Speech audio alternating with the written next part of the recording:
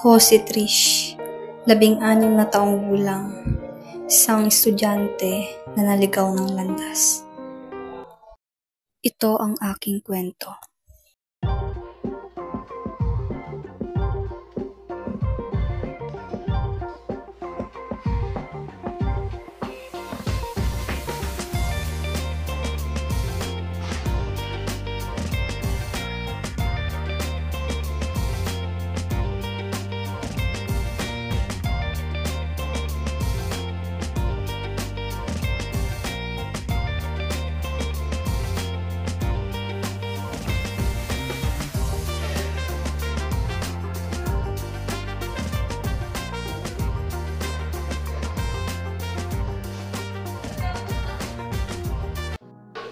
Uy, si Trish yun ah!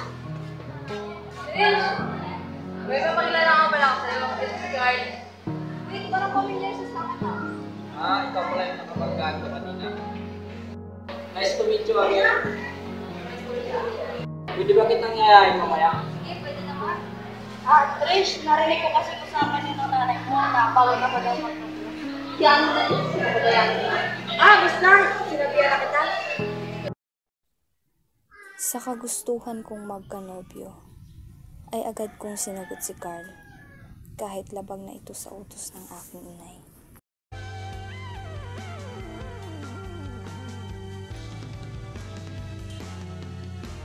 Nagsimula sa simple na pasulyap-sulyap, magpapapansin sa'yo. Umabot sa palitan ng mga mensahe, kilig na kilig ako. Kumusta, kain na, hello, magandang umaga. Ingat ka, pahinga, huwag kang masyadong magpupuyat pa. Naramdaman ng puso na dahan-dahan akong nahuhulog sa'yo. Sa kada araw natin na Hanggang sa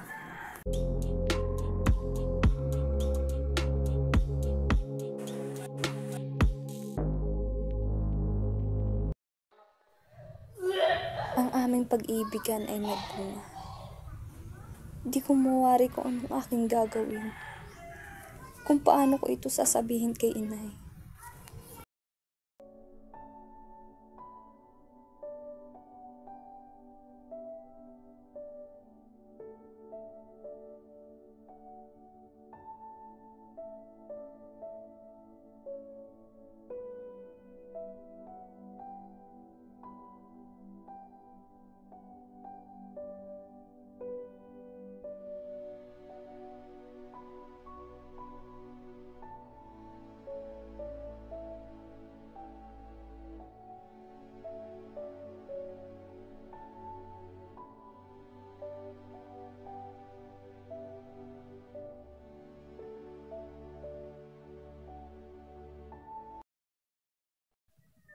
Nagdesisyon akong ipaalam na lamang sa kanya.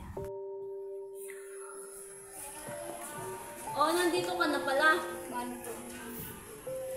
Ano nangyari sa'yo at ba't yan ang mukha mo? Nay, may gusto ko kong sabihin. Sige, sabihin mo na.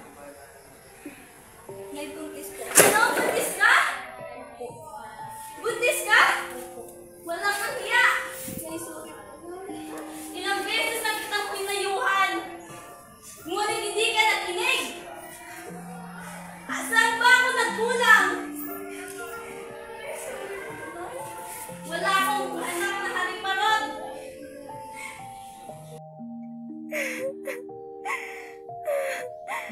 Ayoko na.